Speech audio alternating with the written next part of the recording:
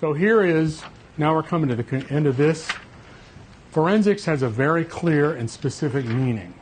And it's unfortunately slid into the vernacular, and we use that, and I've used it several times. But you know the difference, what forensics means when it's used correctly versus when it's not used. This is the process. Whether you know that you've used this process or not, you probably have. Now you know names for the phases in the process. And if you're talking to management, you can clearly identify where each case is within the process and what you're doing. There are some principles that are across all processes, all phases. For example, evidence preservation, documentation, the investigative authority, and some notion of feedback for the process improvement. We've talked about for the last few hours what all those phases are and what their parts are.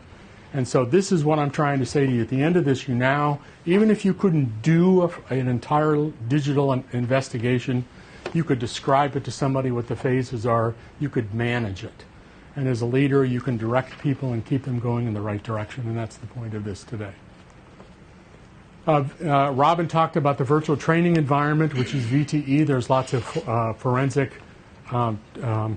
modules out there, including laboratories that you can do in VMware and actually do real live stuff with those. These are some of them. These are other places to find training. I have taken the SANS training. I have taken Access Data's boot camp down at Myrtle Beach. And if nothing else, if you haven't been to Myrtle Beach, that's fun in and of it by itself. Guidance does in-case. There's other specific training. There is what is called boutique training on specific tools. There's lots of stuff on cell phones, iOS, Android, et cetera, that is becoming, that is around, as well as university degrees. I've heard several of you talk about forensic degrees and such. So that's the end of this. Any questions at this point on forensics or digital investigations of digital assets, excuse me?